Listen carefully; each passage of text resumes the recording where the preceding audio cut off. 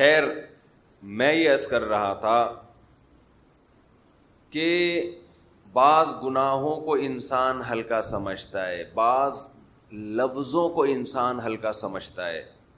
اللہ کی نظر میں وہ لفظ بھی بہت بھاری ہوتے ہیں، وہ گناہ بھی بہت بھاری ہوتے ہیں. ایک بات خوب اچھی طرح سمجھ لیں،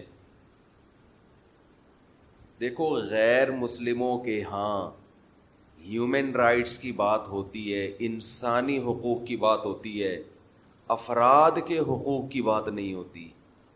اسلام افراد کے حقوق کی بات زیادہ کرتا ہے اور عام انسانوں کو مجموعی لحاظ سے فوکس دوسرے نمبر پہ کرتا ہے.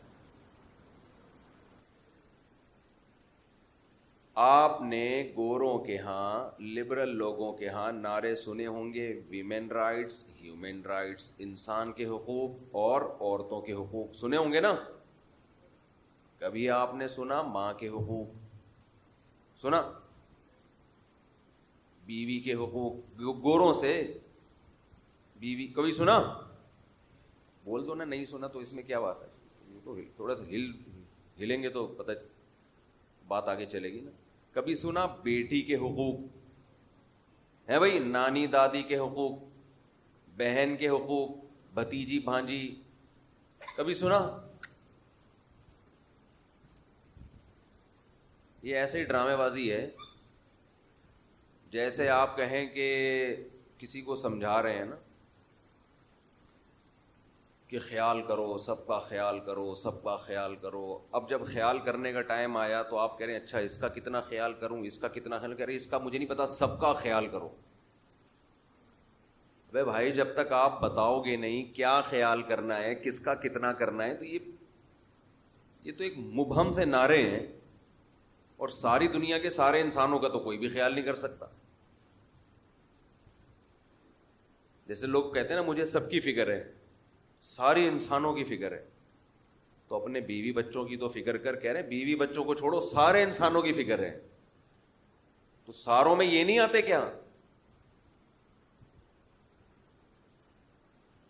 تو ویمن رائٹس کے نام پہ بھی سب کے حقوق، اور ہیومن رائٹس کے نام پہ بھی سارے انسانوں کے حقوق. اب ان سے پوچھو ابا کے کیا حقوق ہیں، کہہ رہے ابا چھوڑو یار، سارے انسانوں کی بات کرو. او بھائی ابا کو اولڈ ہاؤس میں جمع کرا رہے تو ابا کے سامنے اف کرنے کی اجازت نہیں ہے. ابا نے تھپڑ مارا، تو نے کمپلین کرا دی پولیس میں، تو یہ ابا کے حقوق نہیں. کہہ رہے ابا کے نہیں، ہیومن رائٹس کی بات کرو، انسانوں کے حقوق کی بات کرو. تو وہ کیا انسان نہیں، وہ گدھا ہے؟ اصل میں کچھ چیزیں ایسی ہوتی ہیں انسان کو چاہیے عیاشی، تو عیاشی کے لیے لیبل عیاشی کا استعمال کرے گا تو بدنام ہو جائے گا. لیبل استعمال کرے گا نا رائٹس کا تو بدنامی نہیں ہوگی. بچہ شراب پیتا ہے، اسلام کہتا ہے باپ کو حق ہے اس کی ٹھکائی لگا دے، تو کم بخت مجھے بھی بدنام کرے گا اور خود بھی غلط ٹریک پہ چلے گا. باپ بچپن میں ہی اس کو روک لے گا سختی کر کے تو بچہ برائی سے رک جائے گا. بچے پر بھی احسان. ٹھکائی کا مطلب یہ نہیں کہ جانوروں کی طرح پیٹنا شروع کر دے، تو بچہ بچ جائے گا. یہ ہے ہیومن رائٹس کہ باپ کو اسلام کہتا ہے سختی کرو، نرمی سے اگر برائی سے نہیں رک رہا تو کیا کرو، سختی. اس میں تمہارے بھی رائٹس ہیں کہ کل بچہ تمہاری بدنامی کا سبب نہیں بنے گا. ورنہ کہیں بھی جاؤ گے لوگ کیا کہیں گے، اس کا بچہ شراب پیتا ہے، اس کا بچہ ایسا، اور تم گھر میں بھی ٹینشن پیدا کرے گا نا شرابی. دیکھو شراب ایک فلموں میں نظر آتی ہے، وہ فلموں والی ہوتی ہے جو ہیرو پیتے ہیں. سچی مچی میں جو ہوتی ہے وہ ویسے نہیں ہوتی جیسی فلموں میں ہوتی ہے. حقیقت ہے. آپ شرابیوں کو دیکھ لو، آپ بولو گے اللہ کی پناہ، اللہ اس عذاب سے مجھے بچائے، میری اولادوں کو بچائے. فلموں میں جس طرح سے شراب دکھائی جاتی ہے اسے دیکھ کے تو نوجوانوں کا دل کرتا ہے کہ ہم بھی پئیں. وہ ڈراموں فلموں کی دنیا کچھ اور ہے اور حقیقی دنیا کچھ اور ہے. ہم نے باہر ملکوں میں دیکھا ہے کیسے شراب پی کے پڑے ہوئے ہوتے ہیں، منہ سے رالیں ٹپک رہی ہیں. گدھا لگ رہا ہوتا ہے شکل سے، انسان نہیں لگ رہا ہوتا. آدمی کہتے ہیں اس سے بڑا گدھا اور دنیا میں پیدا نہیں ہوا ہے. جس طرح وہ مر رہا ہوتا ہے نا اور منہ سے رال ٹپک رہی ہے اور گر رہا ہے, ایک ایک لفظ کو کئی کئی بار ریپیٹ کر رہا ہے. انسانیت پر ایک بدنما داغ ہے, انسانیت کے تقدس پر شراب اور نشہ. فلموں میں تو دکھائیں گے, اور ویسے وہ ایک فائر بریگیڈیئر کے عملے میں نا ایک شرابی تھا, وہ گیا اور 10-20 لوگوں کو آگ سے بچا کے لے آیا, اور پھر کہہ رہا ہے مجھے شاباش دو, 20 لوگوں کو بچا لیا. انہوں نے کہا کمبخت یہ سارا فائر بریگیڈ کا عملہ تھا جس کو تو نکال کے لے آیا اندر سے. یہ سارا دماغ کام نہیں کرتا شرابی کا. کہہ رہے یہ تو آگ بجھانے کے لیے گئے ہوئے تھے, انہی کو اٹھا کے لے آیا. تو ایک جگہ آگ لگ گئی تو افریقہ میں نا, تو آگ لگی ہے تو فائر بریگیڈ کے عملے میں پاکستانی لوگ تھے. تو وہ افریقی آپ کو پتا ہے وہ تو بیچارے اندھیرے میں نظر ہی نہیں آتے. تو وہ کسی نے پاکستانی تھوڑا گورے گورے ان سے بہرحال کلر اچھا ہوتا ہے, تو جب اوپر سے بندوں کو زندہ بندوں کو پھینکنا شروع کیا تو نیچے پاکستانی کہہ رہا ہے کہ بھائی جو جل گئے ہیں ان کو نہیں بھیجو, جو جل گئے ہیں ان کو نہیں پھینکو. کچھ لوگوں کی سمجھ میں آیا, کچھ کے اوپر سے گزر گئی. خیر, تو آپ ایک لفظ کو سمجھتے ہو بہت ہلکا, آپ ایک گناہ کو سمجھتے ہو بہت ہلکا. تو میں یہ عرض کر رہا تھا, ایک مثال دے رہا تھا کہ غیر مسلموں کے یہاں ہیومن رائٹس بھی ہیں, ویمن رائٹس بھی ہیں, اسپیسیفک انسانوں کے رائٹس نہیں ہے کہ اس کا یہ حق ہے, اس کا یہ حق. تو ایک بات کا خیال کیا کریں, کچھ لوگوں کے آپ پر احسانات اتنے زیادہ ہیں کہ ان کے ساتھ بد اخلاقی کرنا اور ایک عام آدمی کے ساتھ بد اخلاقی کرنا, ان دونوں بد اخلاقیوں کے ویٹ میں بہت فرق ہے. سمجھتے ہو؟ شخصیت کے بدلنے سے کسی بھی جرم کی حیثیت تبدیل ہو جاتی ہے. دیکھو 3 قسم کی چیزیں یاد رکھو جن کی وجہ سے گناہ اور نیکی کی ویلیو گھٹتی اور بڑھتی ہے. ایک شخصیت, ایک مکان اور ایک ٹائم اور زمان. آپ اگر شراب پیتے ہو اپنے گھر میں بیٹھ کے, گناہ ہے یقیناً. مسجد میں پیتے ہو تو آپ بتاؤ وہی ایک بوتل کا گناہ اور اس کا جو ویٹ ہے وہ کئی گنا بڑھ جائے گا کہ نہیں بڑھ جائے گا؟ بولو نا.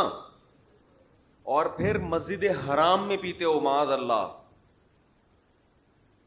تو اس بات کا ڈر ہے کہ اللہ وہیں کوئی آسمانی عذاب نازل نہ کر دے, اس کا ویٹ اور زیادہ بڑھ جائے گا اس گناہ کا. اسی طرح کچھ ٹائمز ایسے ہیں, وقت ایسے ہیں. یہ تو میں نے بات کی مکان اور جگہ کی, جگہ کے بدلنے سے بھی حکم بدلتا ہے, نیکی بھی بڑھ جاتی ہے. عام مسجد میں, گھر میں آپ نماز پڑھو 1 نماز, مسجد میں جماعت سے پڑھو 25 نمازیں, مسجد حرام میں پڑھو, بولو نا 1,00,000 نمازوں کے برابر ثواب. 1,00,000. نیکی بھی بڑھ رہی ہے, اس کا بھی وزن اور مقدار بڑھتی جا رہی ہے.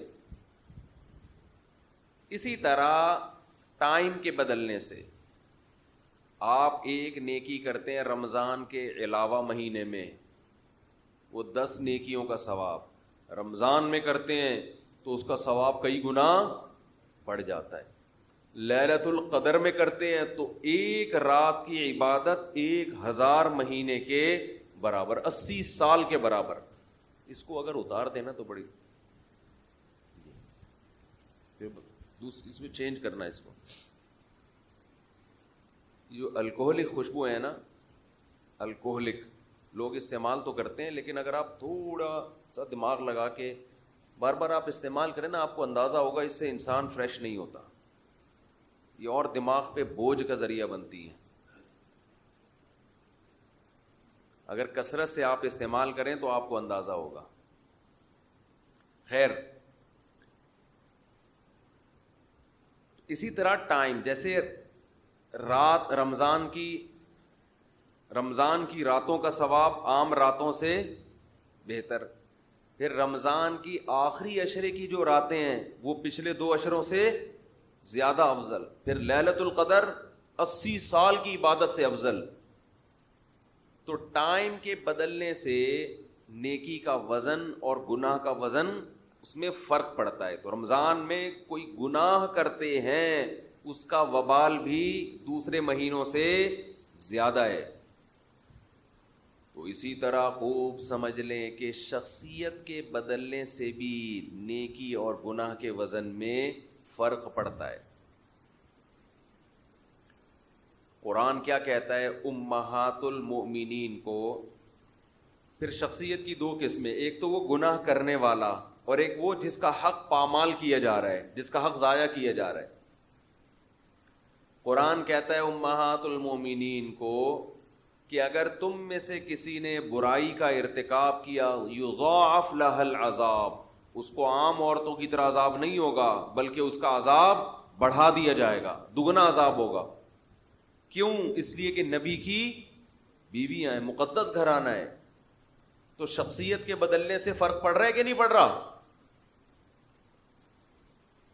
اسی طرح آپ بد اخلاقی کرتے ہیں، ایک عام آدمی سے بدتمیزی کرتے ہیں، ایک نارمل ایک عام آدمی سے، اس میں ایک دفعہ بدتمیزی کا گناہ ملے گا. لیکن جن کے آپ پر احسانات ہیں، دیکھو اسلام میں جو حق بنتا ہے نا، حق 2 وجہ سے کسی کا حق بنتا ہے. اس کو خوب اچھی طرح سمجھ لیں، کھوپڑی میں بٹھا لیں اس کو.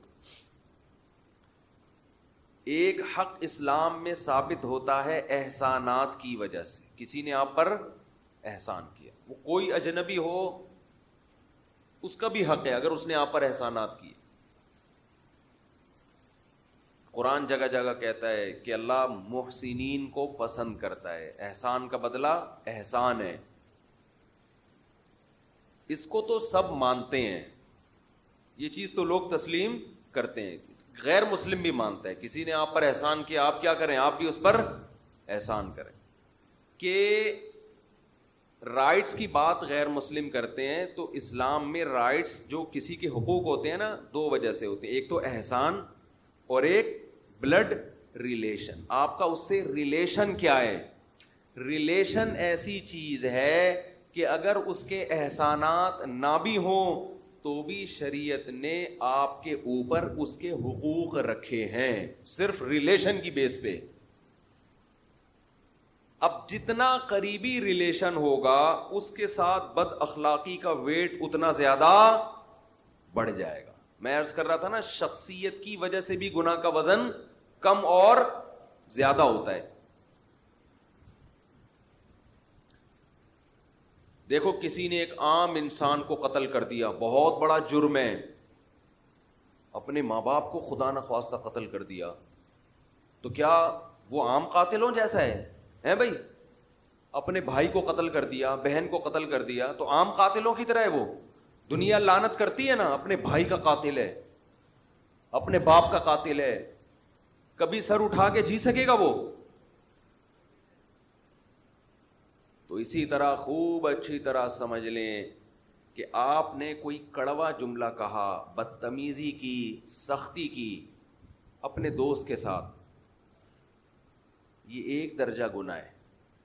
لیکن آپ نے بد کلامی، بدتمیزی، بد تہذیبی کی اپنے باپ کے ساتھ، اس کا ویٹ کئی گنا بڑھ جائے گا. اور یہی بدتمیزی اگر کی ماں کے ساتھ تو اس جرم کو آپ 3 سے ضرب دے دیں. ماں کے ساتھ باپ کے ساتھ بد اخلاقی سب سے بڑا جرم، اور ماں کے ساتھ بد اخلاقی باپ کی نسبت 3 گنا بڑا جرم ہے. 3 گنا بڑا جرم. ہیومن رائٹس میں کوئی اس کی بات بولو نہیں کرتے. ہیومن رائٹس کی جب بات ہوتی ہے نا اس میں یہ ٹاپک نہیں آتا. اسلام آپ کو افراد کے حقوق بیان کرتا ہے کہ باپ کا یہ, ماں کا یہ, بیوی کا یہ, بیٹے کا یہ, بیٹی کا یہ, اولاد کا, وہ باؤنڈری کھینچتا ہے. تو اس لیے چند رشتے ایسے ہیں کہ ان کے سامنے بات کرنے سے پہلے 100 دفعہ سوچا کریں, 100 دفعہ سوچا کریں. ان میں ایسا نہیں ہے کہ جو منہ میں آیا بک دیا اور باہر جا کے دوستوں کو بتا رہے ہیں کہ میں تو چپ رہتا ہی نہیں ہوں بھائی, میرے تو دل میں جو ہوتا ہے اسی وقت منہ پہ سنا دیتا ہوں. فخر کرتے ہیں نا آج کل نوجوان, ابے ہم نہیں کسی کو سنتے, ہمارے تو منہ میں جو آئے, ہم تو اسٹریٹ فارورڈ آدمی ہیں, دل میں رکھتا ہی نہیں ہوں میں. تو گدھا ہے نا, اس کا مطلب ہے گدھا جب ڈھینچو ڈھینچو شروع کرتا ہے تو پہلے ماحول دیکھتا ہے. کیا ہو گیا, گدھا جب اسپیڈ سے, وہ ایک, آپ ہر وقت, میں گدھے کی مثال دے رہا تھا کہ گدھا جب ڈھینچو ڈھینچو کرتا ہے ماحول دیکھتا ہے کہ یار ابھی کچھ علماء بیٹھے ہوئے ہیں, بزرگ بیٹھے ہوئے ہیں, گدھے کا باپ بیٹھا ہوا ہوگا کہیں قریب میں, اس کی ماں بیٹھی ہوئی ہے, تو رشتے ہیں, ذرا خیال کرو. پھر ٹائم دیکھو رات کے 2 بج رہے ہیں, لوگ سو رہے ہوں گے, تو تھوڑا خیال کرو. نہ گدھے کو جب ڈھینچوں ڈھینچوں کرنی ہوگی پورے پریشر سے ہوا لے گا اور پریشر کے ساتھ نکالے گا, کسی کی نہیں سنتا. وہ قرآن میں ہے نا, ہر جانور اللہ کی حمد و ثنا کرتا ہے نا قرآن میں, ہے نا قرآن میں. تو کہتے ہیں کسی ہندو نے کہا, کسی ہندو سے کسی مسلمان نے کہا کہ یار قرآن میں ہر جانور اللہ کی تسبیح کرتا ہے, تو اللہ کا نام لیتا ہے, تو کوئی جانور ایسا ہے جو بھگوان کا نام بھی لیتا ہے؟ اس نے کہا ہاں, گدھا جب ڈھینچو ڈھینچو کرتا ہے نا تو وہ بھگوان کا تذکرہ کر رہا ہوتا ہے. جب پوچھا بھائی کیسے, کہتے ہیں جب آپ گدھے پہ زیادہ لوڈ ڈالتے ہیں نا تو گدھا کہتا ہے بھگوان نا انصافی ہے کہ نہیں, ہے کہ نہیں, ہے کہ نہیں, بھگوان نا انصافی ہے کہ نہیں. وہ جو کر رہا ہوتا ہے نا وہ یہ کہہ رہا ہوتا ہے یہ میرے ساتھ ظلم نہیں ہو رہا. خیر, گدھا جب چیختا ہے, بھونکتا ہے, کتا جب بھونکتا ہے اور گدھا جب چیختا ہے تو ماحول سے بالکل بھی متاثر نہیں ہوتا. وہ یہ نہیں دیکھتا کہ یہ ابھی اس اسٹائل میں بات کرنے کا موقع ہے یا نہیں. ہم تھر میں گئے نا, تھر میں کرتا ہوں, ہم تھر میں گئے, وہ پاک ایڈ ویلفیئر ٹرسٹ کی طرف سے کوئی خوراک وراک تقسیم کرنی تھی. اب دن بھر کے ہم تھکے ہوئے نا, بہت شدید تھکاوٹ تھی. ریگستان میں ہی چارپائیاں ڈلی ہوئی تھیں ہمارے سونے کے لیے. اب ہم 8-10 افراد تھے. جب سونے کے لیے لیٹے ہیں, ہمیں خیال تھا کہ آج تو بڑی گہری نیند آئے گی, کیونکہ ریگستان میں نا ایک بالکل خاموشی, آبادی تو ہے نہیں, تھر میں بہت کم ہے, بالکل خاموشی اور بڑا اچھا پیارا موسم, اور مچھردانیاں لگا لی تھی ہم نے مچھروں سے بچنے کے لیے. ہم نے کہا آج تو بڑی گہری نیند مزے سے سوئیں گے. وہ تھکے بھی بہت تھے اور اگلے دن پھر ہمیں صبح وہ اسی مہم پہ نکلنا تھا. ہمیں پتا تھا کل دن میں ٹائم نہیں ملے گا. جیسے ہی سکون کا ٹائم شروع ہوا نا, پہلے ایک گدھے کی آواز آئی. ہم نے کہا شاید کوئی پرابلم ہوگی, گدھا ہے, انسان ہے, ہو جاتا ہے. تو ہم نے کہا کوئی بات نہیں, اگنور کرو نا. دوسرے جیسے ہی وہ خاموش ہوئے, دوسرے گدھے نے پوری پھیپڑوں میں نا ہوا بھری ہے, اور اچھا آواز اتنی, کیونکہ خاموشی تھی نا, اتنی گونج رہی تھی فضاؤں میں ان کی صدائیں, اتنی اونچی آواز میں چیخ رہے تھے کہ سوال ہی پیدا نہیں ہوتا کہ کسی کی آنکھ لگ جائے سو جائے. اب وہاں تھر کے لوگ تو عادی ہیں. ہم نے کہا یار تم کیسے سو گے؟ کہہ رہے ہم تو عادی ہیں, ان کا پروگرام رات کے ٹائم پہ شروع ہوتا ہے. کہتے ہیں رات میں ان کا یہ پروگرام شروع ہو جائے گا. اب ایک خاموش ہو, پھر دوسرا, پھر تیسرا, پھر کئی مل کے چیخ رہے ہیں. ہم سب ساتھی نا بالآخر 1 گھنٹے کے بعد اٹھ کے بیٹھ گئے. ہم نے کہا ہم سو ہی نہیں رہے بھائی, نہیں ہو سکتا. ہم نے کہا یار ان گدھوں کو بھگاؤ, ایک کیا مسئلہ ہے. تو دیکھا جب اٹھ کے نا لائٹ ماری, لائن سے گدھے, لائن لگی ہوئی ہے گدھوں کی, لائن لگی ہوئی, اور ڈھینچوں ڈھینچوں. تو جیسے گدھا چیخنے سے پہلے یہ نہیں دیکھتا کوئی بندہ آیا ہوا ہے, کوئی ٹائم ہوتا ہے, دن میں چیخ لیتے یار, تمہیں کوئی کم ٹائم تھا تمہارے پاس دن میں چیخنے کے لیے؟ بندے سو رہے ہیں, تمہیں نظر آ رہا ہے چار پانچ, ابھی ہمارے قریب آ کے پھر چیخ رہے ہیں. تو اسی طرح آج نوجوان آدمی بھی بڑے فخر سے کہتا ہے کہ میرا جب میٹر گھومتا ہے میں چیختا ہوں, میں تمیز سے سنا دیتا ہوں. بھائی ہم دل میں رکھنے والے لوگ نہیں, ہم تو پوری بات پارسل کر دیتے ہیں. تو اس کا مطلب آپ میں اور تھر کے گدھوں میں کوئی فرق نہیں ہے. وہ بھی ماحول نہیں دیکھتا اور آپ بھی ماحول نہیں دیکھتے. انسان ماحول دیکھتا ہے, سامنے باپ بیٹھا ہوا ہے, بڑا بھائی ہے, وہ عالم ہے, بزرگ ہیں, گھر کے بڑے ہیں, چاچا ہے, ماموں ہے, بڑی بہن ہے, ماں ہے, یہ سارے مقدس رشتے ہیں. ان کے سامنے اونچی آواز بولو نہیں ہوگی, ان کے سامنے اونچی آواز نہیں ہوگی.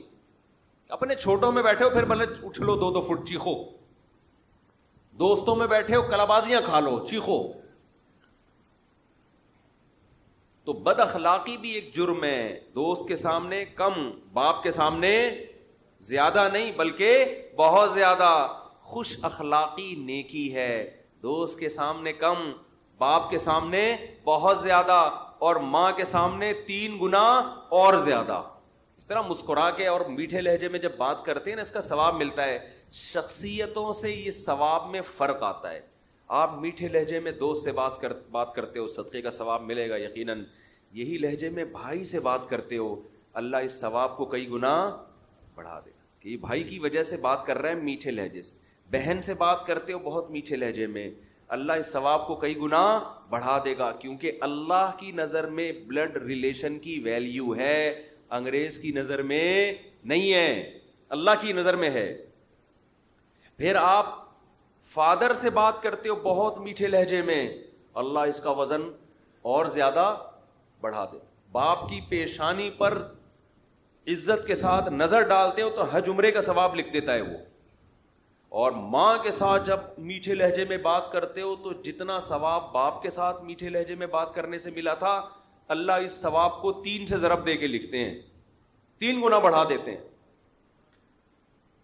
تو خیر بات جہاں سے شروع ہوئی تھی میں ختم کروں جلدی سے, بس 1 سیکنڈ میں ختم کرتا ہوں کہ دیکھو اللہ کا عذاب آتا ہے گناہوں پر, تو اپنے گناہوں کی فہرست بنا کے لسٹ تیار کریں. بد اخلاقی ایک جرم ہے, گناہ ہے, داڑھی کاٹنا گناہ ہے, بے پردگی گناہ ہے, بد نظری گناہ ہے, سود کھانا گناہ ہے, سودی بینک میں جاب کرنا گناہ ہے, زنا ہے, فحش فلمیں دیکھنا نیٹ پر, جتنے گناہ ہیں ان کی لسٹ تیار کر کے آہستہ آہستہ ایک ایک گناہ کو اپنی زندگی سے ختم کریں.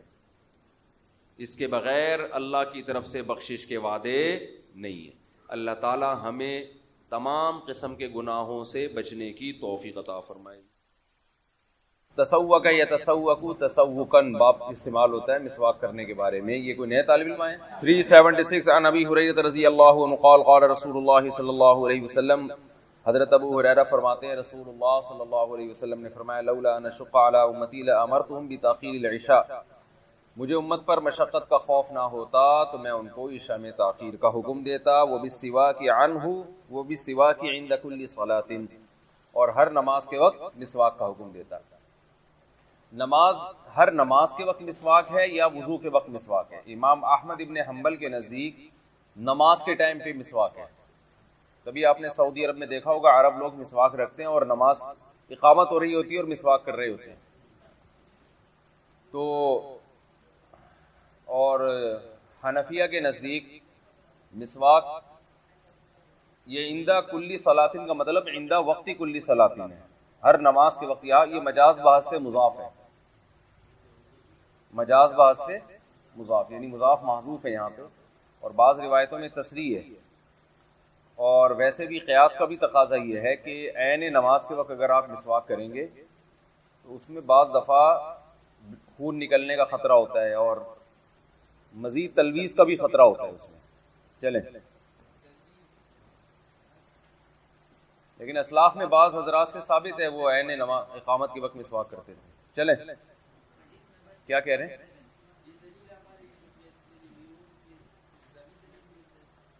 الزامی نہیں ہے, یہ تو تائید کے لیے ہوتا ہے نا کہ حدیث کا جو مفہوم ہم بیان کر رہے ہیں اس مفہوم کی تائید عقل سے بھی ہوتی ہے، نظر سے بھی ہوتی ہے. چلیں.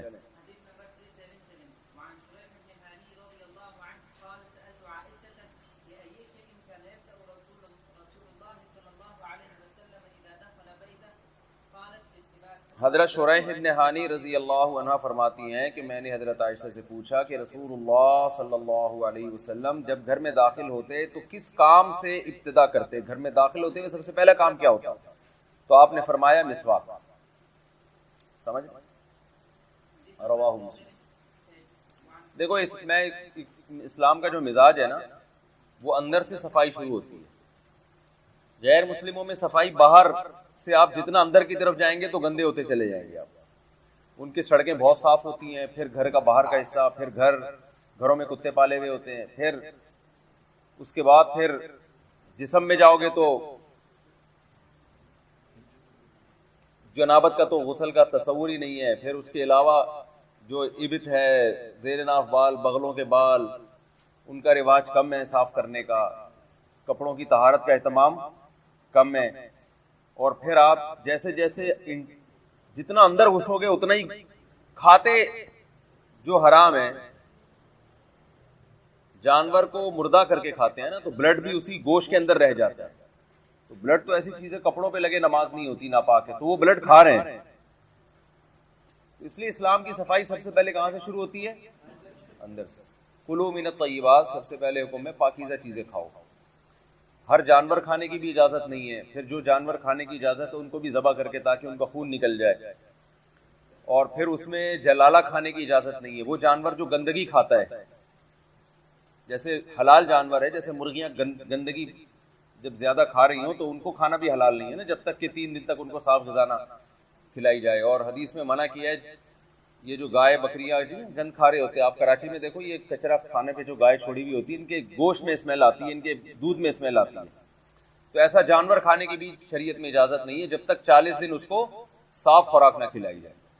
تو یہ جلالہ کھانے سے منع کیا. کیا وجہ کیا ہے؟ یہ اس کا تعلق اندر سے ہے، پیٹ سے. تو پیٹ میں سب سے پہلے صاف چیز ڈالی جائے، حلال اور صاف.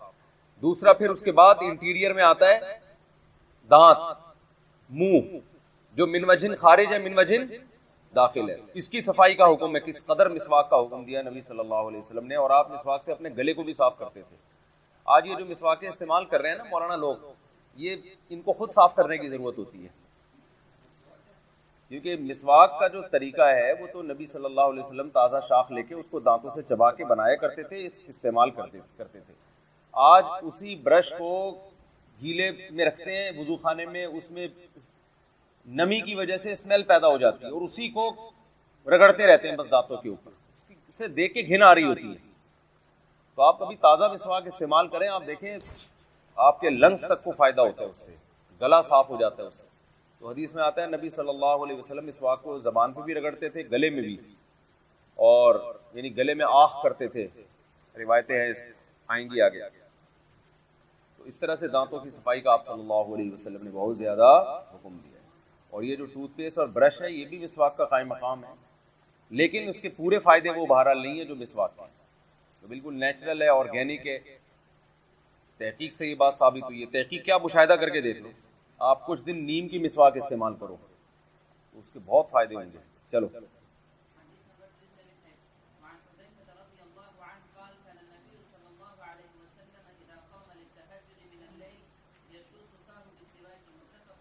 حضرت حذیفہ فرماتے ہیں رسول اللہ صلی اللہ علیہ وسلم جب تہجد کے لیے رات کو اٹھتے تو اپنے منہ کو آپ صلی اللہ علیہ وسلم رگڑتے تھے مسواک کے ساتھ. صحیح ہے. چلیں. زبان پر بھی انسان کے نا وہ جم جاتی ہے. چلیں.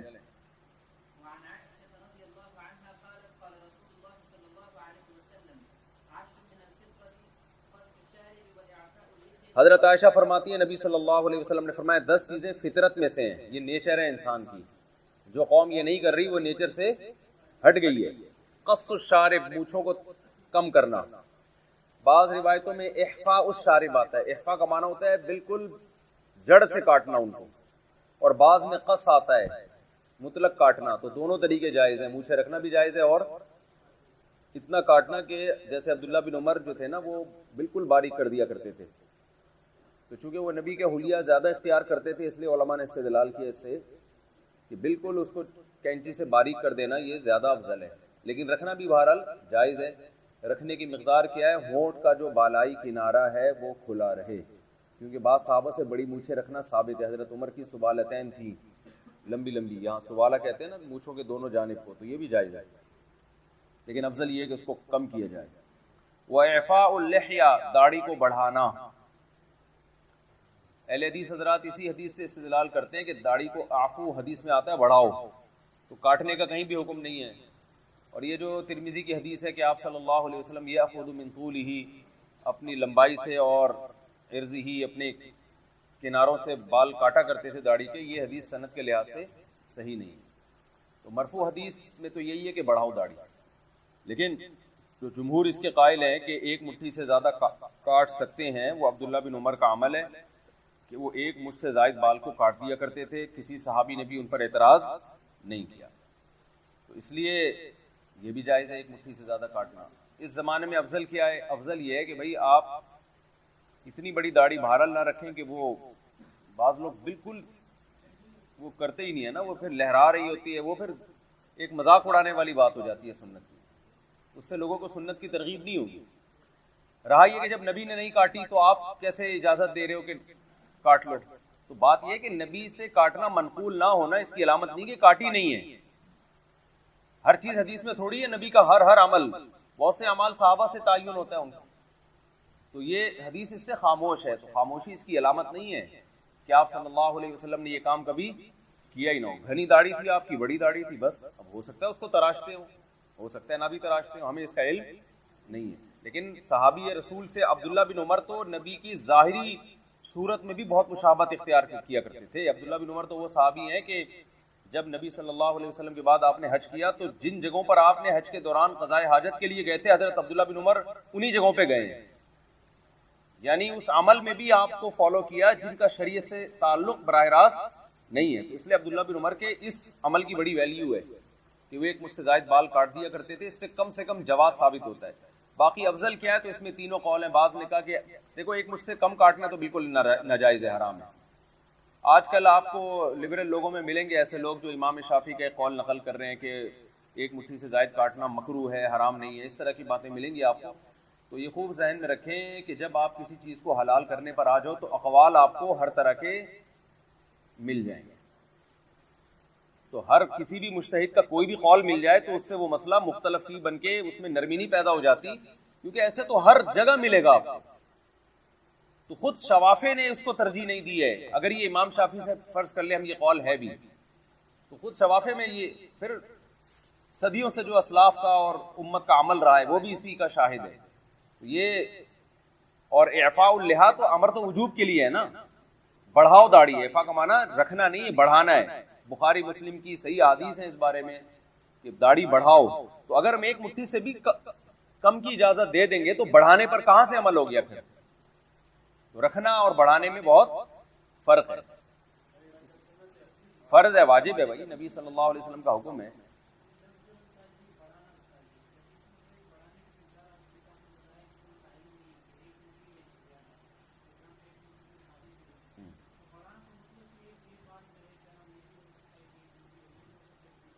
ہاں تو زیادہ بھی رکھ سکتے ہیں، تو اس لیے فقہا کا اختلاف ہوا ہے نا کہ ایک مٹھی سے زیادہ کاٹنا بہتر ہے یا بڑھانا بہتر ہے، تو تینوں قول ملتے ہیں کہ بعض نے کہا کہ دونوں قول ملتے ہیں، بعض نے کہا ایک مٹھی سے زائد بڑھانا افضل ہے، بعض نے کہا کہ ایک مٹھی سے زائد کاٹنا افضل ہے، تو دونوں، بعض نے اس کو ترجیح دی، بعض نے اس کو۔ اس میں میرا خیال ہے صحیح بات یہ ہے کہ جو جس کے چہرے پہ سوٹ کرتی ہے اس حساب سے رکھیں۔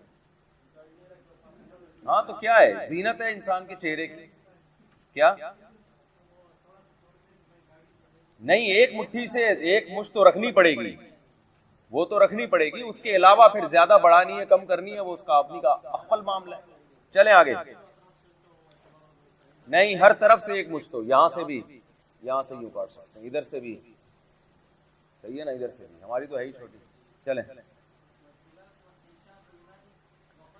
آپ صلی اللہ علیہ وسلم نے فرمایا اس طرح مسواک کرنا، واستنشاق الماء، ناک میں پانی ڈالنا، ناک کو پانی سے دھونا، یہ بھی، وقص الاظفار، ناخن کاٹنا، وغسل البراجم، براجم برجمہ کی جمع ہے، یہ جو انگلیوں کے جوڑ ہے نا ان کو کہا جاتا ہے.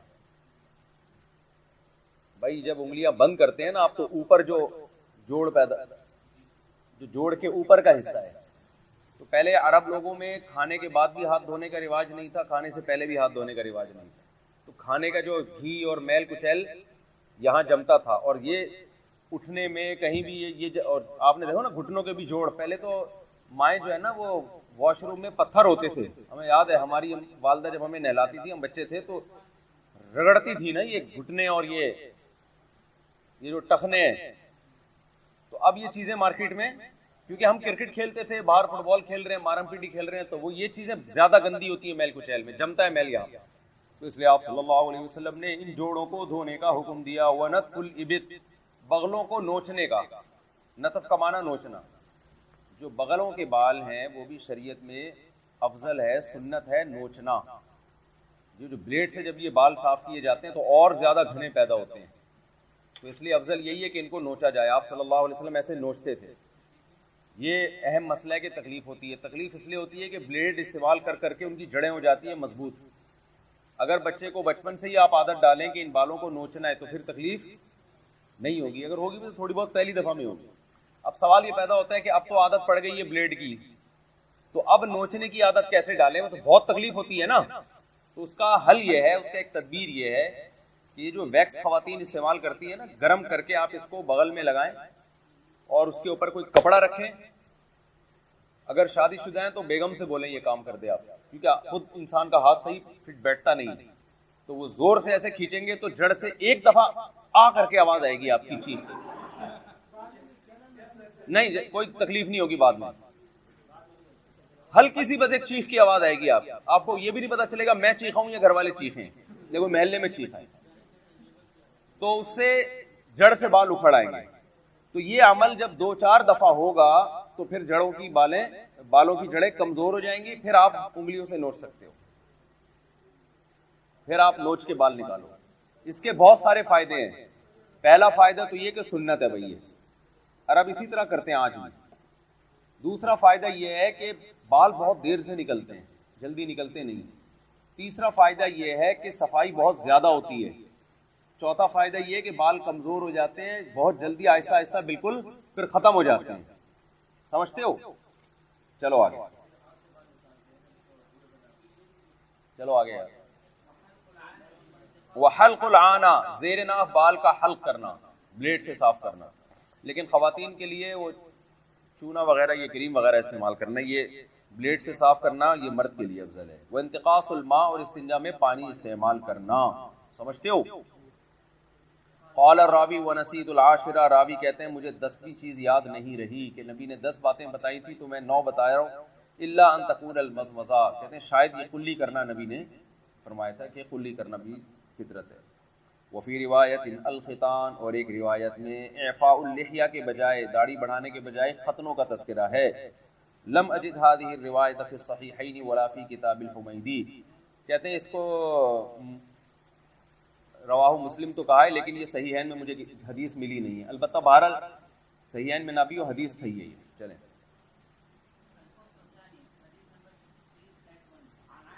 تھری ایٹ زیرو، ہاں 381 صحیح ہے.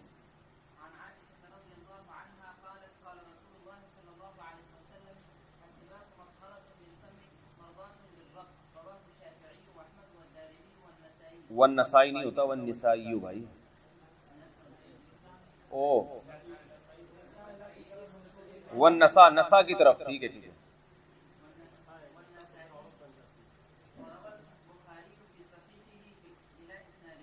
نسا کی طرف منسوب ہے نا، میں بھی غلط پڑھتا رہا ہوں یار اس کو اتنے عرصے سے. استغفر اللہ ربی من کل ذنب.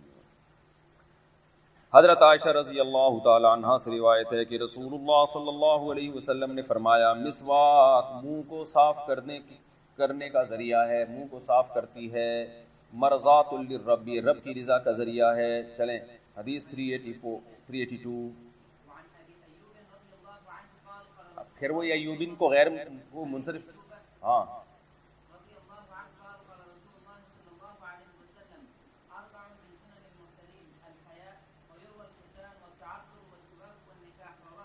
حضرت ابو ایوب انصاری رضی اللہ تعالیٰ عنہ فرماتے ہیں کہ رسول اللہ صلی اللہ علیہ وسلم نے فرمایا 4 چیزیں پیغمبروں کی سنت ہیں، پیغمبروں کا طریقہ ہے۔ نمبر 1 حیا۔ کبھی تو آپ صلی اللہ علیہ وسلم قضاء حاجت کے لیے دور جاتے تھے، ٹھیک ہے نا، اور یہ جو حیا کے مسائل، ستر کو چھپاتے تھے، یہ سب چیزوں کا تعلق کس سے ہے؟ حیا سے۔ آج حیا کو بھی لبرل لوگوں کے ہاں ایک عیب بنا کے پیش کیا جاتا ہے، ایک عیب بنا کے۔ وہ کہتے ہیں جتنا آدمی بولڈ ہوگا نا، بالکل ہی کوئی اس کو کوئی مسئلہ ہی نہیں۔ اچھا وہی، اور وَيُرْوَى الختان، اسی طرح ایک روایت میں ختان کا تذکرہ ہے، ختنے کرانا، وَالتَّعَطُّرُ، اور خوشبو کا استعمال کرنا۔ لیکن یہ جو الکوہلک خوشبوئیں ہیں، میں آپ کو دعوے سے بتاؤں کہ ان سے ٹھیک ہے خوشبو ہے، لیکن آپ چند دن یہ بھی جائز ہے الکوہلک خوشبو بھی، نان الکوہلک خوشبو استعمال کریں جو عرب استعمال کرتے ہیں، آپ کو پتہ چلے گا خوشبو ہوتی کیا ہے۔ نان الکوہلک خوشبوئیں پہلی دفعہ میں اچھی نہیں لگتی، اس کے بعد انسان ان کا عادی ایسا ہوتا ہے کہ چھوٹتی نہیں ہے وہ، اور الکوہلک خوشبو پہلی دفعہ میں بہت اچھی لگتی ہے، لیکن اس کے بعد آپ دیکھو سر درد اور عجیب، میں تو کسی خوشبو کی دکان میں بیٹھ نہیں سکتا، اتنی عجیب الکوہل کی دماغ میں چڑھ رہی ہوتی ہے نا۔ خوشبو اصل میں پیغمبروں کی سنت ہے، تو جو پیغمبروں کے طریقے کو فالو کر رہے ہیں ان کو پتا ہے خوشبو کیسی استعمال کرنی چاہیے، انگریزوں کو کیا پتا۔ تو یہ لوگ الکوہلک خوشبو استعمال کرتے ہیں، گوروں نے یہ الکوہلک خوشبو تو گورے لے کر آئے ہیں، ہم تو یہی الکوہلک استعمال کرتے تھے بچپن سے ہی نا۔ ہمیں جب پتہ چلا اب ہمارا عربوں کے ساتھ اٹھنا بیٹھنا ہوا، ہم نے کہا یار یہ الگ ہی جنت کی خوشبو آ رہی ہوتی ہے ان کی، جہاں یہ رہتے ہیں وہاں عجیب ایک جنت کا منظر ہے، کیا ہے یہ؟ پھر وہاں سے ہم جب خوشبوئیں لے کر آئے تو ہمیں پتہ چلا اٹ از کالڈ خوشبو۔ تو عربوں کی جو مزاج ہے نا خوشبوؤں میں وہ بہت ٹائٹ، اور یہ ظاہر پیغمبر سے آیا ہے نا، پیغمبروں سے آیا ہے۔ تو الکوہلک خوشبوئیں چھوڑ دیں بالکل، اسپرے جتنے بھی ہیں نا یہ وقتی اچھے لگتے ہیں۔ تو میں تو گیا ہوں نا، میں نے تو دونوں کلچروں کو دیکھا ہے، یہاں کی بھی خوشبوؤں کے جو بڑے بڑے تاجر ہیں ان سے میں نام نہیں لوں گا، بڑے بڑے تاجروں سے میں ملا ہوں، عجیب وہ بات نہیں ہے۔ عربوں کے پاس آپ بیٹھو یار، ان کی مسجدوں میں جو عود کی خوشبو ہے پہلی دفعہ میں اچھی نہیں لگتی، اوریجنل عود، یہ جو عود کے نام پہ چورن بک رہا ہے نا، اس کی بات نہیں کر رہا میں، ہر آدمی عود لے آتا ہے، یہ لگاؤ وہ ناک سڑ جاتی ہے اس سے۔ عود بہت مہنگی خوشبو ہے، بہت زیادہ، صحیح ہے نا، اگر اس کی کوئی خوبصورت پیکنگ میں بیچ رہا ہے تو وہ بھی 2 نمبر ہے، اور اگر وہ کہہ رہا ہے کہ یہ اتنی سی بوتل 1 لاکھ روپے کی، 2 نمبر ہے۔ یہ اتنی سی بوتل وہ کہے گا 1 لاکھ کی ہے تو وہ 2 نمبر ہوگی، 1 لاکھ سے بھی زیادہ کی ہوتی ہے وہ۔ لیکن آپ وہ استعمال کرو پہلی دفعہ میں اچھی نہیں لگے گی آپ کو۔ ہر دیسی چیز فرسٹ ٹائم اچھی، جن بچوں نے دیسی گھی نہیں کھایا ان کو کھلاؤ گے وہ کہیں گے ہیک آ رہی ہے بوجھ سے، لیکن اس کے بعد جب عادت ہوتی ہے تو بھائی وہی خوش، تو دمبے کا گوشت لوگوں کو ہیک آتی ہے، لیکن پٹھانوں سے پوچھو دمبا کیا ہے، وہی ہیک ہی تو اس کی ایک جو اسمیل ہے وہ بدبو نہیں ہے، وہ خوشبو ہے، اس کی چربی میں جو آپ کھانا پکا کے کھاؤ مزہ آتا ہے اس میں، بالکل ایسے ہی اپنے خرچے پہ کھا لینا۔ تو اسی طرح یہ جو دیسی خوشبو ہے نا، جو 2 خوشبو میں نے ایسی استعمال کی اب تک، وہ ایک تو اوریجنل عود، دوسرا ہے حرم میں جو بیت اللہ میں جو لگاتے ہیں نا غلاف پہ، جو عرب لوگ، وہ کہیں سے ملتی نہیں ہے اتنے آرام سے، وہ کسی نے مجھے گفٹ دی تھی، وہ بوتل ہم نے ختم کر دی لیکن وہ مل نہیں رہی کہیں سے۔ اور یہ جو اوریجنل خوشبوئیں ہیں یہ جیسے لگائی جاتی ہیں باڈی پہ، کھا بھی سکتے ہو آپ ان کو، یہ بالکل آرگینک چیزیں ہوتی ہیں، یہ بھی اس کی علامت ہوتی ہے کہ یہ واقعی خوشبو ہی ہے، کیونکہ یہ کیا بات ہے لگا رہے ہو کھا نہیں سکتے آپ اس کو، اس کا مطلب ہے کہ یہ کچھ گڑبڑ ہے۔ مشک کھائی جاتی ہے، دواؤں میں ڈلتی ہے، زعفران کھائی جاتی ہے، دواؤں میں ڈلتی ہے، عود پیتے ہیں عرب لوگ، ہم تو پی نہیں سکتے، وہ تو لاکھوں روپے کی خوشبو ہے، ہم تو پیئیں گے تو ہم کروڑوں روپے کے ہو جائیں گے۔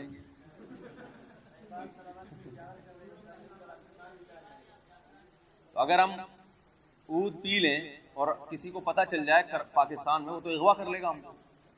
تو یہ ہے، چلو بھیا بہت ہو گیا، تو صحیح خوشبو استعمال کریں۔ عود کی دھونی، یہ جو لکڑیاں جلاتے ہیں نا، اس میں آپ عربوں کا مزاج دیکھو، اور یہاں جو لکڑیاں خوشبو کی جلاتے ہیں تھوڑی دیر اچھی لگے گی، اس کے بعد پھر نہیں، لیکن عرب لوگ جو جلاتے ہیں نا خوشبوئیں گھروں کے اندر، جو عود کی لکڑی اور اس طرح کی جو، اور صحیح ذوق ہم نے عربوں کو دیکھا ہے، جب وہ ان کے عود جلاتے ہیں نا تو مہمانوں کو وہ کرتے کے اندر دھواں لگاتے ہیں. یعنی میں جب ایک عرب کے گھر جا کے بیٹھا تو وہاں کیا ہوا کہ وہ عود کی دھنی نا خوشبو کے تو وہ رسیالے ہوتے ہیں, تو وہ کیا کرتے ہیں وہ دھواں لے کے آتے ہیں تو سب لوگ اپنے توپ ہوتی ہے نا اس توپ کے اندر دھواں لے کے جاتے ہیں. لیکن یہ الکوہلی خوشبو میں یہ اگر آپ ایسا اتنا لگا لو گے باڈی پر تو جتنے اڑوس پڑوس ہیں سب بے ہوش ہو کے مر چکے ہوں گے اس میں. حقیقت ہے. چلو آگے.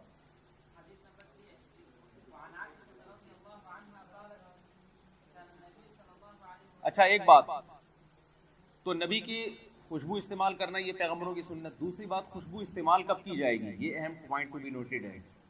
بہت سی قوموں میں, سب کی بات نہیں کر رہا, خوشبو استعمال ہوتی ہے بدبو ختم کرنے کے لیے. یہ بھی غلط ہے.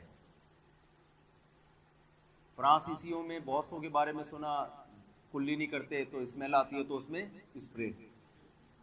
چائنیز ایسا کرتے ہیں, بغلیں کے بال صاف نہیں کرتے. ہمارے ایک دو چائنا رہ کر آئے کہہ رہے جب بس میں کھڑے ہوتے ہیں نا یوں کر کے تو یہاں سے بھبوکے شروع ہو جاتے ہیں, اس کے لیے اسپرے.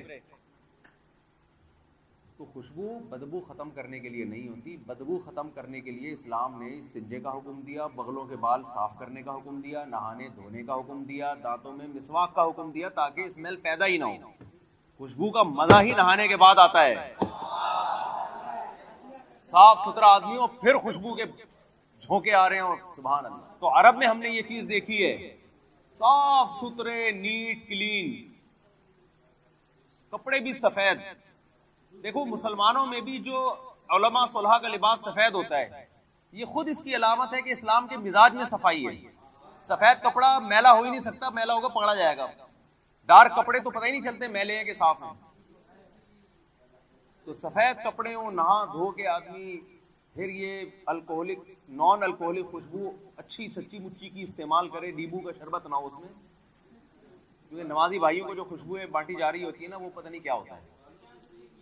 ہاں تو بڑا زبردست آدمی کی طبیعت خوش ہوتی ہے, پھر نماز میں مزہ آتا ہے. ہمارے حضرت اتنی خوشبو استعمال کرتے تھے کہ آپ کی سوچ ہے.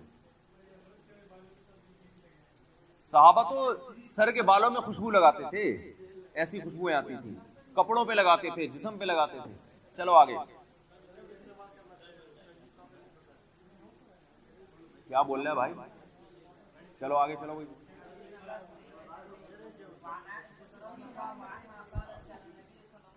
پوری حدیث ہو گئی. ہاں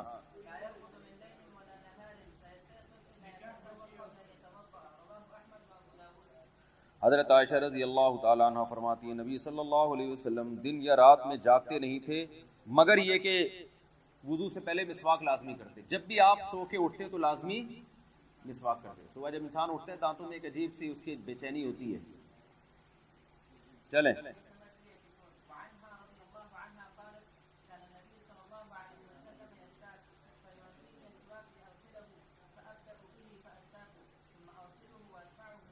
حضرت عائشہ فرماتی ہے نبی صلی اللہ علیہ وسلم مسواک کرتے, پھر مسواک کرنے کے بعد مجھے دیتے تاکہ میں اس کو دھو دوں. دھونے کے بعد فَأَبْدَأُ بِهِ فَأَسْتَاكُ, پھر میں اس سے مسواک کرتی, میں ابتدا کرتی, پھر میں اس کو دھوتی اور پھر نبی صلی اللہ علیہ وسلم کو دیتی. تو یہ آپ صلی اللہ علیہ وسلم کا حضرت عائشہ کے ساتھ ایک محبت کا معاملہ تھا کہ ان کی استعمال شدہ مسواک آپ استعمال فرماتے تھے. چلو مسواک کا جو کیمیکل ہے نا وہ اس کے اندر جراثیم چھوڑتا ہی نہیں ہے. اس کے اندر جو کیمیکل ہے نا وہ تو قدرتی طور پہ شامل ہے, تو وہ ویسے ہی اس کو, یہ جو برش ہم استعمال کرتے ہیں نا جو گیلا, ان کے اندر جرمز رہ جاتے ہیں. تو آسانی تو آج کل برش میں ہی ہے, ہم بھی برش لیکن کرنی مسواک بہرحال چاہیے. ہماری سستی ہے کہ ہم مسواک نہیں کرتے. یار یہ اس کو میں نے کئی دفعہ شمس کے ذمہ لگایا ہے کہ نیم کی مسواکیں ذرا, نیم کی مسواک کا میں آپ کو طریقہ بتاتا ہوں. نیم کی نا یہ انگلی کے موٹائی کے برابر آپ اتنی لمبی لمبی ڈنڈیاں توڑ کے رکھیں, اور توڑ کے مسواک کے سائز کی نا وہ آپ یعنی گھر میں رکھ لیں. 1 ہفتے بعد وہ استعمال کے قابل بنتی ہے. وہ ٹہنیاں جب خشک ہو جاتی ہیں تو پھر استعمال کے قابل بنتی ہیں. پھر آپ دانتوں سے چبائیں, ان کا برش بنے گا اور پھر ان کو استعمال کریں. تو آپ دیکھو ایسا خاندانی کام ہو جائے گا نا, گلا صاف ہوتا ہے آدمی, بہت زبردست پتہ چلتا ہے کہ یار کچھ صفائی ہوئی ہے. نیم کے درخت تو کراچی میں ہول سیل کے حساب سے پڑے ہوئے، شمس کے ذمہ لگائیں یا ذرا وہ کریں نا. بہرحال ٹوتھ پیسٹ بھی استعمال کرنا جائز ہے، وہ بھی مسواک کا نعم البدل ہے. چلیں، کیوں نہیں ملے گا؟ ٹوتھ پیسٹ میں بھی ثواب ملے گا، مقصد تو صفائی ہے نا. کیا بالکل مسواک والا ثواب ملے گا. بس علماء کی رائے ہے، مفتی رشید احمد صاحب رحمہ اللہ فرماتے تھے وہی ثواب ملے گا جو مسواک میں ہے، اور بعض علماء کہتے ہیں نہیں، ثواب تو مل جائے گا لیکن مسواک میں اور زیادہ ہے، تو فائدے اس کے زیادہ ہیں اور بالکل سنت کے زیادہ قریب ہے. چلو، ٹوتھ پیسٹ میں بھی کون سا ٹوتھ پیسٹ استعمال کریں؟ آج کل بہت سے ٹوتھ پیسٹ دانتوں کو فائدہ پہنچانے کے بجائے بیڑا غرق کر رہے ہیں. فورہنس ہے نا، یہ اچھا ٹوتھ پیسٹ ہے فورہنس، اور بھی ہیں لیکن مجھے فورہنس کا پتہ ہے. چلیں آگے.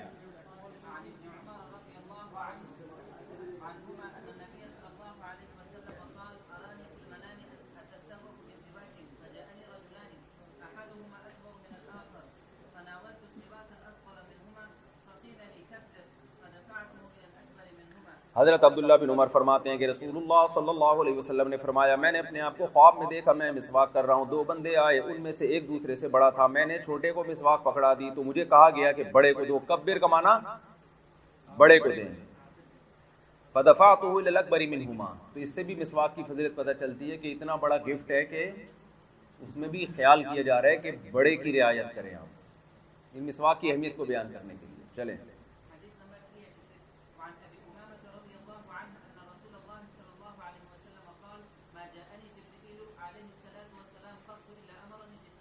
حضرت ابو امامہ فرماتے ہیں کہ نبی صلی اللہ علیہ وسلم نے فرمایا، جب بھی جبریل میرے پاس آئے تو مجھے مسواک کا حکم دیا.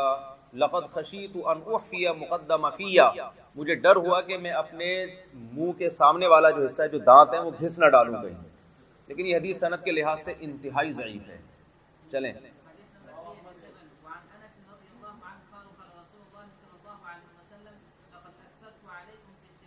حضرت انس فرماتے ہیں رسول اللہ صلی اللہ علیہ وسلم نے فرمایا، میں نے تمہیں مسواک کے معاملے میں مبالغہ کیا ہے. کیا مطلب؟ میں تمہیں بہت زیادہ حکم دیتا ہوں مسواک کرنے کا. صحیح ہے نا؟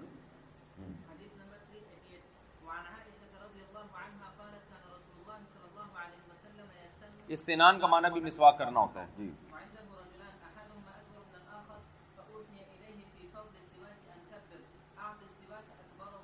حضرت عائشہ فرماتی ہے نبی صلی اللہ علیہ وسلم مسواک فرما رہے تھے، دو بندے آپ کے پاس موجود تھے، ایک دوسرے سے بڑا تھا، تو آپ کو حکم دیا گیا مسواک کی فضیلت کی وجہ سے کہ آپ بڑے کو پہلے دیں، یعنی آتی سواک اکبرہما، ان میں جو عمر میں زیادہ ہے اس کو آپ مسواک دیں.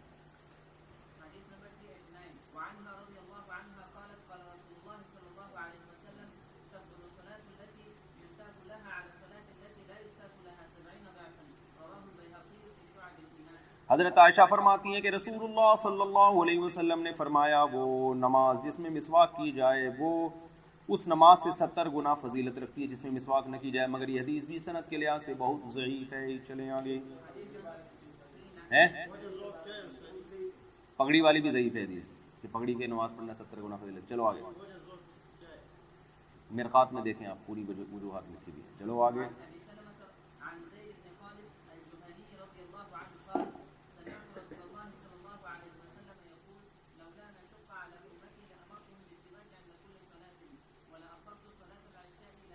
حضرت ابو سلمہ رضی اللہ عنہ فرماتے ہیں کہ میں نے رسول اللہ صلی اللہ علیہ وسلم کو یہ فرماتے ہوئے سنا کہ امت پر مشقت کا خوف نہ ہوتا تو ہر نماز کے وقت مسواک کا حکم دیتا، اور نماز عشاء کو 1/3 رات تک مؤخر کرنے کا حکم دیتا. 1/3 رات تک عشاء مؤخر کرنا افضل ہے، آدھی رات تک جائز ہے، آدھی رات کے بعد مکروہ ہے. لیکن ہم جلدی اس لیے پڑھتے ہیں جماعت کی فضیلت حاصل کرنے کے لیے، ٹھیک ہے نا، کیونکہ نبی لوگوں کی رعایت کی ہے نا، دیر سے پڑھیں گے لوگ مارکیٹ سے شارٹ ہو جائیں گے. چلو،